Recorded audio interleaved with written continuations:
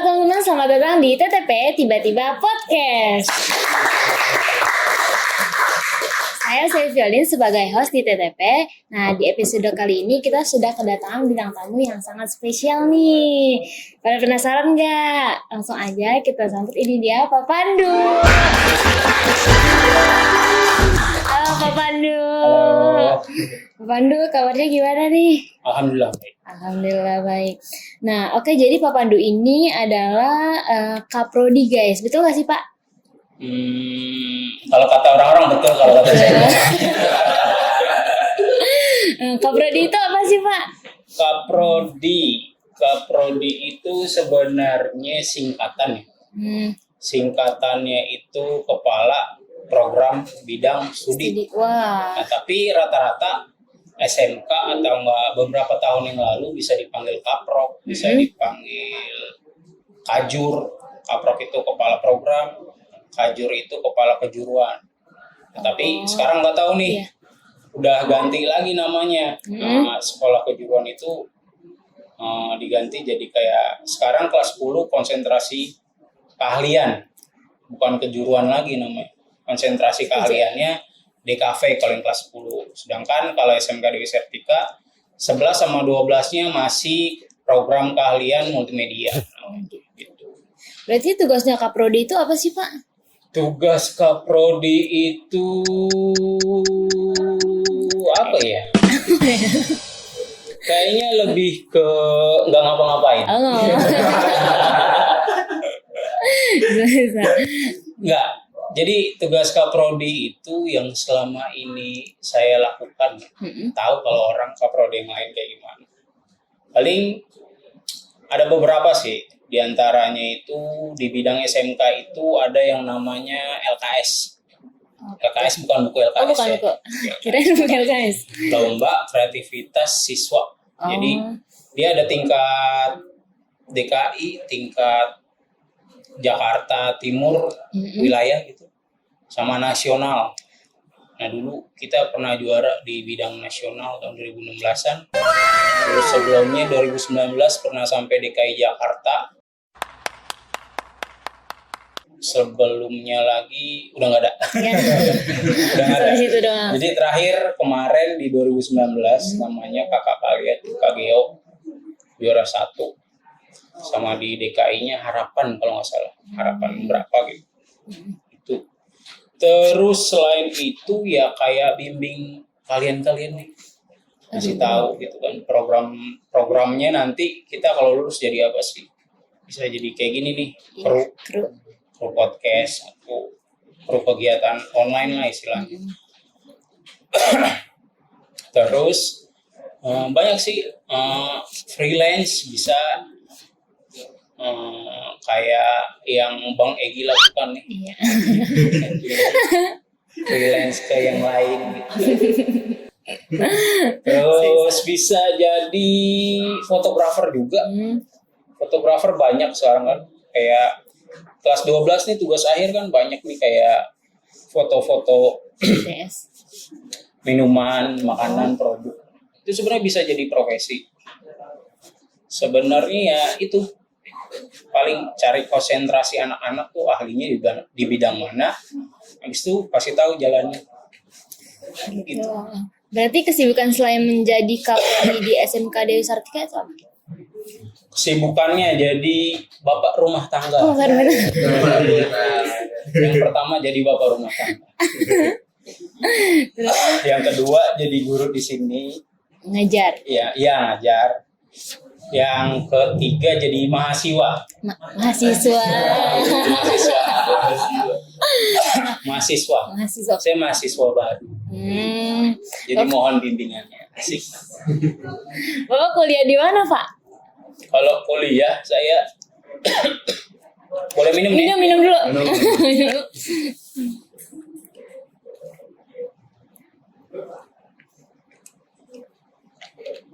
Kuliah di dekat Rawamangun, enggak di luar Jakarta, luar Indonesia. Luar negeri juga enggak. Dekat pokoknya di Rawamangun. Di situ kuliahnya. Di situ di mana tuh? Kuliahnya UNJ. ONJ. Wih, Universitas Negeri Negeri. Jakarta. Nah, jurusan apa kalau boleh tahu? Jurusannya itu apa ya, bentar. Minum dulu. Jurusannya sama kayak kepala sekolah Pagilang. Apa gitu? Pagilang itu lulusan seni rupa. Nah, saya juga ngambil pendidikan seni rupa. Kebetulan saya juga dijerumuskan oleh beliau. Asik. Semester berapa, Pak? Kalau semesternya itu baru. Jadi awal masuk itu tahun 2021. Masuknya juga beasiswa. Beasiswanya itu namanya RPL. RPL. RPL itu rekognisi pembelajar lampau kalau nggak salah. Jadi dia itu syaratnya minimal kaliper Brembo nih bos, senggol dong. harus ngajar 6 tahun kurang lebih. Minum lagi ya. Minum lagi. Terus masuk di sono itu sebenarnya jalurnya beasiswa tadi yang saya bilang namanya RPL. Nah, dibilang terjerumus atau terjebaknya gimana? Ternyata beasiswanya cuma 1 semester. Ya. Terus format beasiswanya juga subsidi. Jadi 1 semester itu nggak semua dibayar sama beasiswa. Selanjutnya sampai sekarang semester 4 bayar sendiri. Oh, bayar sendiri, mandiri. Mandiri.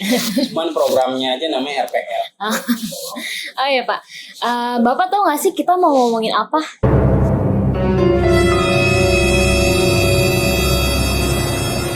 Nah, kebetulan juga nih. Nggak tahu apa-apaan saya. Tiba-tiba disuruh datang katanya PKL, Pak, katanya podcast jam 9. Nggak taunya udah lewat, terus juga nggak tahu nih mau ngomongin apa. Jadi ini kita bakalan ngomongin tentang semua terbatas karena kebiasaan gitu. Nah kalau menurut saya nih Pak, tema yang bakal kita omongin ini suatu kebiasaan yang awalnya belum terbiasa jadi kebiasa gitu. Nah kalau menurut Pak Pandu sendiri, ini arti dari semua terbiasa karena kebiasaan itu apa sih? Apa ya? Apa ya? Apa tadi? Semua terbiasa karena kebiasaan. Semua terbiasa. Sangkut pautnya sama apa dulu nih? Sama siswa, sama guru, apa sama yang lain? Sama siswa dulu. Kalau sama siswa gini, dari kata semua terbiasa karena kebiasaan. Kalau dari segi positif dibuat siswa, nah biasa dia ngapain tuh? Kalau dia emang main game, kan lama-lama juga yang jadinya kebiasaan kan jadi terbiasa. Iya, betul. Jadi dia terbiasa main game. Main game. Nah, itu. Cuman dari segi positif sama negatifnya kan juga ada. Segi negatifnya gimana? Ada suatu contoh. Hari ini nih tadi, kelas 12 kebenaran lagi tryout. Iya. Dia bilangnya sama guru yang jaga atau guru mapel, dia bilang dia sesi 2. Tapi dia nggak ada di kelas. Dia malah main Mobile Legend.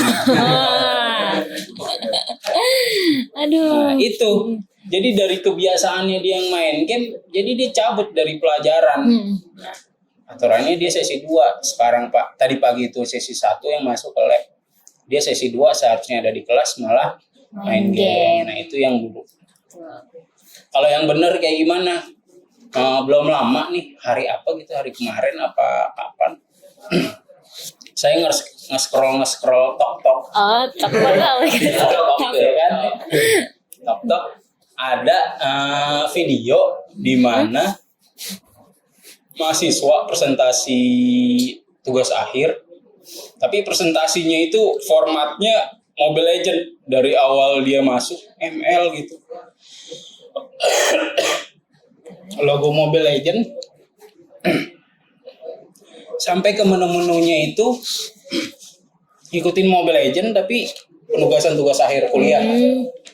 Temanya Mobile Legend. Nah, jadi dari kebiasaannya dia main game, dia coba nuangin ke tugas akhir kuliahnya. Dengan tugas akhir seperti itu aja udah di ACC, berarti kan kebiasaan main gamenya dia bermanfaat. Betul. Iya kan? Kayak gitu sih. Ya Bapak minum dulu. Nah, kalau buat mahasiswa atau alumni gitu. Alumni dari Mobile Legend lagi deh, kalau nggak dari game-game lagi. Rata-rata sih ya, kalau kerjaan gitu, yang biasanya dia di sekolah main game gitu, ada perubahan. Kayak ada angkatan tahun berapa namanya, Kak Sarip dan kawan-kawan. Dia yang biasanya main game, sekarang udah bisa tuh bikin animasi game gitu. Wih, keren. Kalau tahun-tahun yang lagi viral itu namanya NFT. Ada yang tahu ya NFT ya? Apa tuh NFT? Tanya Egi deh. Apa tuh Pak? Ada NFT itu kayak apa sih dibilang animasi ya? Animasi yang dimilikin hanya dia doang yang punya gitu. Nah itu dia bikin buat tempat kerjanya sih, atau enggak bisa dijual gitu. Kalau yang lagi viral itu namanya siapa kemarin? Gozali. Yang NFT-nya terjual sampai berapa miliar gitu. Wah. Miliar apa triliun gitu, lupa pokoknya begitulah. Nah gitu, dari segi yang dia akhirnya main game doang, lulus, dia coba telaah apa yang dia suka, coba bikin, akhirnya ya ngambil jalannya di situ dia. Sekarang udah jadi apa gitu terakhir kali, editor atau kerja di PH, kayak gitu sih. Terus ada juga yang banyak nih. Ada yang buka kayak suatu PH juga kecil-kecilan, ada yang buka web, ada yang buka jasa freelance. Banyak sih. Dulu dia sukanya di mana gitu waktu sekolah. Waktu sekolah suka DJ, lulus jadi barista atau bartender, ada juga gitu. Gitu. Kalau contoh untuk guru? Kalau guru, hal yang terbiasa bisa jadi kebiasaan ya. Paling kayak Pak Teja tuh. Oh, iya. Pak Teja, contoh halnya Pak Teja ya. Dia karena udah mengalami pahit manisnya kehidupan ya. Nggak tahu banyakan yang mana pahit atau manis.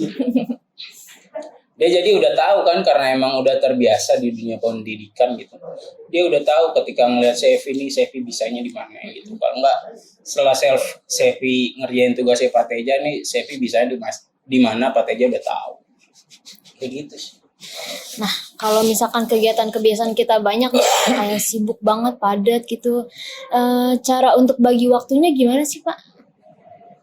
Cara untuk bagi waktunya adalah satu, prioritaskan dulu apa yang ada. Gitu. Di sini diposisikan dulu kamu sebagai apa. Gitu. Kalau belajar kan, berarti istilahnya semuanya itu masih harus dipelajari dulu nih.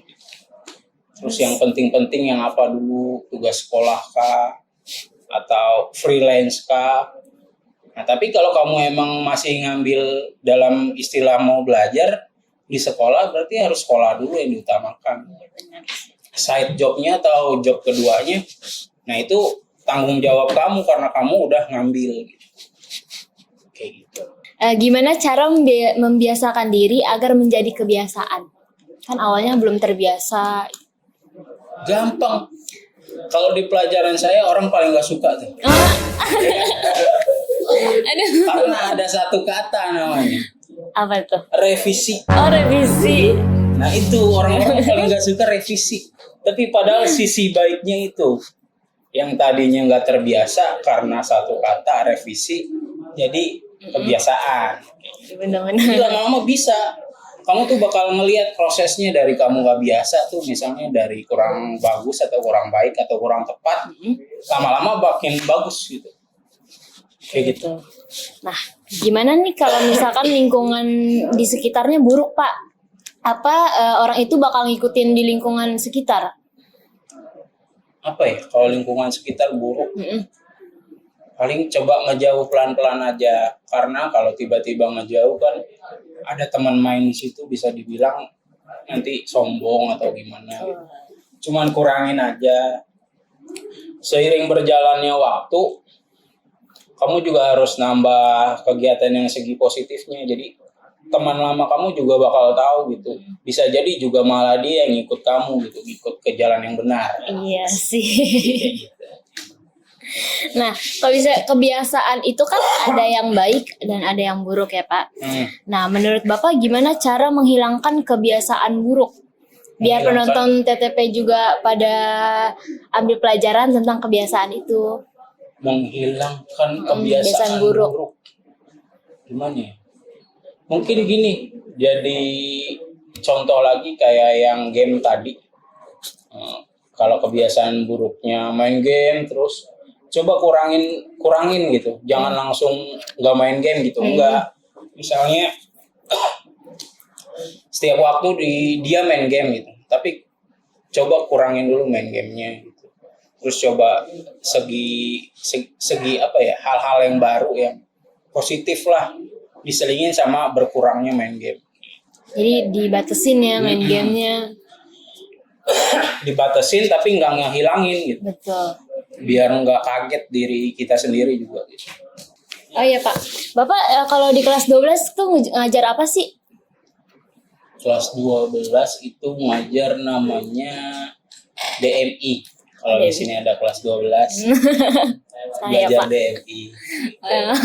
DMI itu desain multimedia interaktif. Jadi itu ngebahas desain-desain. Ngebahas desain-desain prototype, desain-desain prototype apa sih, banyak kok. Bisa jadi dia apa ya, kayak basicnya marketplace kayak Tokopedia. Tapi kamu mau bikin selain namanya Tokopedia gitu, bikin versi kamu sendiri bisa. Terus bisa bikin yang namanya tema handphone bisa. Jadi ke kayak tema desainnya apa misalnya futuristik ya, bikin tema yang futuristik gitu. Atau enggak cyberpunk, dibikin icon-iconnya gitu, pewarnaannya. Terus nanti dicobanya di mana, bisa langsung ke handphone. Softwarenya apa sih? Bisa pakai Adobe XD, bisa pakai Figma dan lain-lain. Wih, keren. Nah, Gitu. balik lagi nih Pak, kan Bapak tadi kuliah ya Bapak bilang.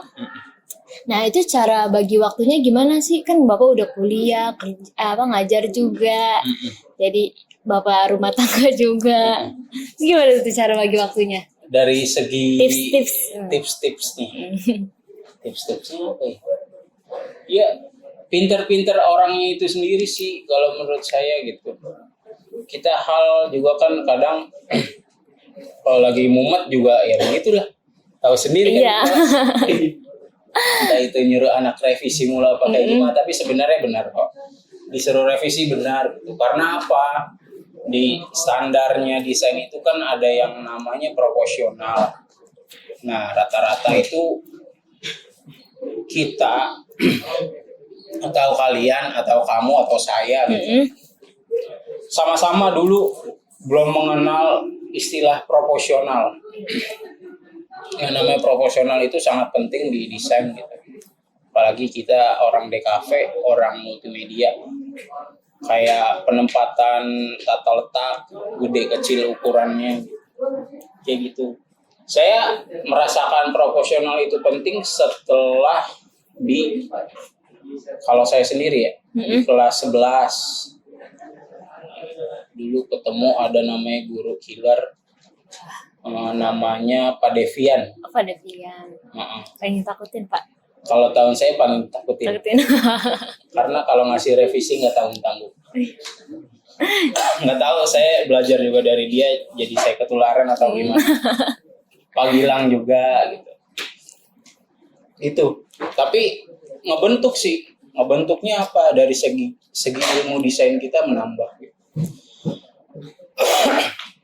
sekarang udah dapat job-job freelance ya jadi bisa gitu.